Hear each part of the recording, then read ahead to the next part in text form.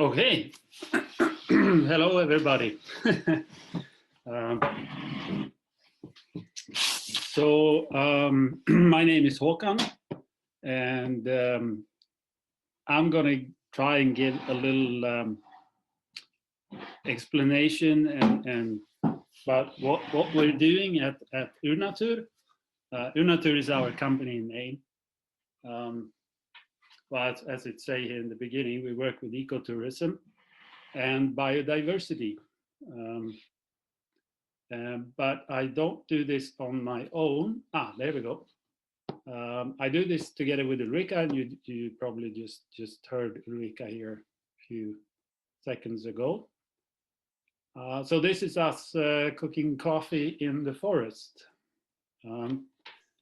And the question is, do you want to sit like this, cooking coffee in the forest, or do you want to sit like that?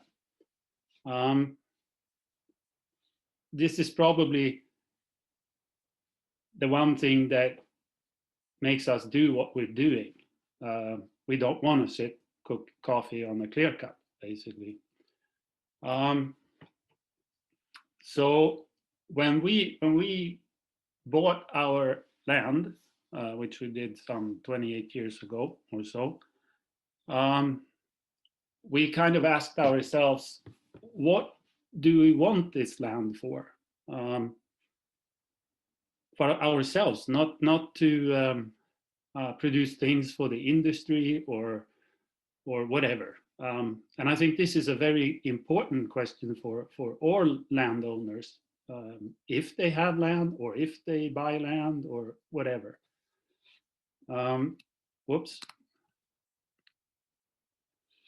And the thing, you just listen to Per here, and I think I will repeat or keep on some of the things that he said. But of course, if you buy land or if you own land, you can do modern forestry and modern farmland production. There's nothing wrong with that, or it's up to you. The thing you should know, it's very poor economy. Per, he made this example. He said 400 hectares. I just recently read an article of an economist, and it seems now that the number is not 400, it's 800 hectares in Sweden to make one person's living 1 year. Anyway, you can do many different examples of why it's poor economy for the private landowner. Or you could, in February, the yearly sum up came for different forest companies in Sweden, and there you can see that last year, 2021, the Swedish Cellulosa Incorporation, they had a 50% profit. The same year, Sveaskog, the government forest company, made 1.4% in profit. So there you see the difference, whether you have an industry or if you're just a raw material deliverer to the industry. Anyway, besides poor economy, for us anyway, you get a boring landscape, like you saw on that picture, cooking coffee. And also you get a poor biodiversity, and you basically yourself, you get a lack of raw materials. If you exactly do what the forester says, you end up with spruce and maybe pine. No oaks, no birches, no lime trees, no maples, and you can just keep on counting. There's another way of looking at your land, and that's like saying, I'm a producer of biodiversity and beautiful landscapes. That's exactly what we do, and what we've been doing for these 28 years that we've had this property. This shows that it's more profitable. We have today 85 hectares, and we make about 2.5 people's yearly paying on 85 hectares. And and as I said, if it's 800 to make one with modern forestry, and we can make 2.5 on 85 hectares, that means we're more than 10 times more profitable. Anyway, therefore we think this is the future for landowners, and it's a future for Sweden. Exactly what Per was showing. It's a matter of how many jobs can we create in the Swedish landscape. And if this also means that we get more beautiful landscapes and we get a richer biodiversity and more multiple use, I mean, it's just a beautiful way of running your land. And some pictures from our land. This is one of our forests, and as you can see, it's not a tree plantation. Here's big pine trees, here's spruce trees, there's young spruce trees, there's old spruce trees, here's birches, there's oaks in here.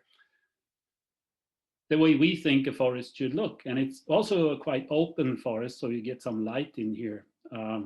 We also graze this, so our cows and horses, they can go into this forest. Of course, it's dead wood. Another place on our farm is this hazel grove, which is extremely nice in the spring, as you can see here. And of course, we have natural grazing lands. They can look like this. There's junipers, there's birch, and so on. And there is a very rich flora on the ground here. And then, of course, then you also have all the butterflies. You have the solitary bees and so on. This is a pollarded lime tree. It's almost like it came from the Lord of the Rings or something. So much more beautiful tree than a small spruce tree or something. So our land, as I said, we have 85 hectares of land, which is forest. There are grazed forests. We have open grazing lands. We have side meadows. We have hazel groves, as you saw in the picture. We have wetlands, and we have lots of pollarded trees, which is good for our animals. We harvest these leaves every year, dry them. They love these leaves. And right now we have lots of these pollarded trees where the birds are building their nests, since we're in the spring here now. On our land, these 85 hectares, we have 2,500 registered species. If you go on this art portal, you can see them all. Of these, there are 75 that's in the Swedish Red List, which is actually a very, very sad story, because this means that these plants and insects, birds, and so on are declining. Now you might wonder, how come we know that there is 2,500 species? Well, we started out with BioBlitz here, and then we've basically been inviting lots of specialists that's been doing inventories here. This land that we have doesn't manage itself. So there's the farmer, which is me and Ulrika, and there's the sheep, there's the cows, the horses, and the goats that maintain this land. So now, what is Urnatur? Like I said before, we look upon ourselves as producers of biodiversity. That's kind of what we're doing, what is our goal, what makes us go up in the morning, and so on. As I said before, and as you saw, we do ecotourism. And again, this is about economy. Of our yearly income, about 80% is from the ecotourism, which means there's people coming here, they stay in huts that we built up in the forest. They eat or they cook. We produce pretty much everything, the vegetables, the meat comes from our animals, and so on. The rest, 20% is environmental support from the European community and Sweden. We try actually to maximize these environmental supports as much as we can, which also means that we're increasing, for example, the side meadows and so on. Besides this ecotourism, what do we use from our land practically? Now, this is not theoretically. This is what we use every year, or some is not every year, but every second year or so. Of course, there is construction timber. All these houses that we've built are from our own forest. Basically, the trees has never left the farm. We go and cut the trees, and then we rent a sawmill. We cut them up, and we build the houses. Fencing, we have about 5 kilometers of these traditional Swedish fencing. So we use lots and lots of spruces, juniper poles, spruce boughs, and so on. Of course, we pick mushrooms, berries. We do a lot of work with different herbs. We get all the material we need for different kinds of handicrafts.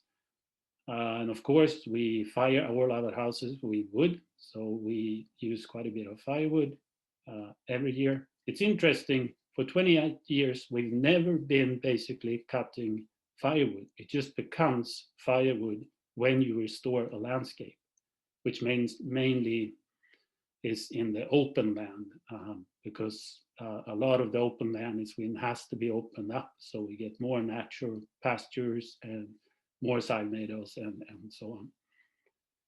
We make biochar for our gardens and greenhouses and so on. We use pine bark for making bread, traditional thing in Sweden. We tap birches, maple trees. Of course, we use birch bark from different things. You might see on some pictures coming up here soon, under sod roofs, for example. And of course, we bring in hay for the animals every year, leaves. I talked about that with the polar trees. And we produce vegetables. Just to make a little more example, as like what Per was in the line of what Per was talking about, it says pine bark there. And for some years ago, I actually figured out what's the value of the inner bark of a pine tree compared to what's the value of the wood. And it showed out that, because you might know that the price of pine bark flour is about 120 euros a kilo. So from one pine tree, we got about 4.5 kilo of this pine flour. And that's 4.5 by 120 euros. And then you can make your own math. And then I also figured out what was the value of the wood in this pine tree, which was about 25 centimeters in breast height. And it was about it was about 15 euros. So you see, it's so much more valuable. This about new products and how can we make values out of the Swedish nature. Then about a little bit about managing. The first quote is really the way it works here. We really know our land. We don't have these forest planning maps that normal people get from the forest companies, because we reckon it's too crude and we don't really need it. We pretty much know exactly where we have all the different trees and so on. And it's no wonder we walk around on these farms all day long, and that's the only thing we do. But also we love our land, and this is very important to be able to make values out of your land. First, of course, you have to know your land, and you have to appreciate it. Otherwise, there's no way to figure out what you should do and what you shouldn't do. And then our management ideas may be a little different, but because you heard Martin about Lübeck and so on. The way we think is, first we figure out what do we actually need. Say we're going to build a house, then we have to figure out how many trees do we need to get cut down to get enough wood for this house.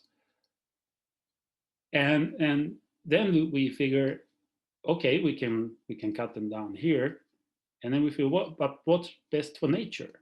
So maybe then we see, no, we can't take that tree, or it would be the smartest to cut here because then we get some more light into the forest, in this edge of the forest, for example, or we cut it when we're creating a grazed forest or whatever. And then the next is the aesthetic values. Since we're doing ecotourism, we have our guests going around here all the time. So sometimes it's a little complicated to find out which trees are we actually going to cut down,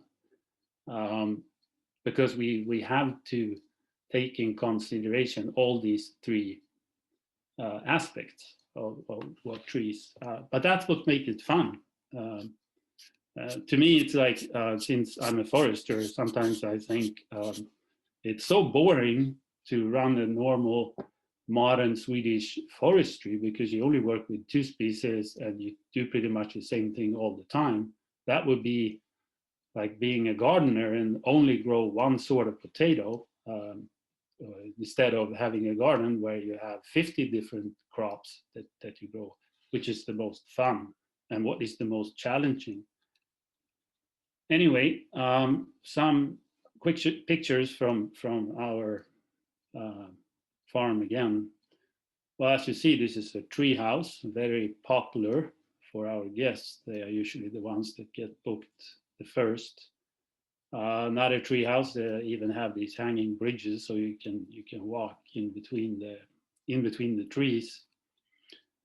And here's another. It's inspired of the log cabins from North America with this full porch on the front side. It actually sits right in one of our grazed forests, or the borderline is this fence in front. I'm actually standing in some open grazing land and I'm looking into the grazed forest. This is more inside of the forest. So this hut is inspired by the huts that the charcoal burners were building in the old time. Of course, they were not log houses like this one, but the idea of being very small and not so much window and so on. And this is, here you see some pollarded trees, you see some of these fencing that we're using, and of course you see one of our cows and open grazing land in the background. Again, since we're working with ecotourism, our guests want beautiful landscapes, and in this case, beautiful landscape and a landscape with high biodiversity is pretty much the same thing. Birch bark, here we're doing some gathering of this inner bark, pine bark, gathering some of the inner bark from a pine tree. And another thing that's very, very popular today is chaga. This is a chaga mushroom. We serve chaga every morning to our guests at breakfast, or if they want, there's always chaga tea at the breakfast table. That was the last, another cabin, and thanks from us at Urnatur.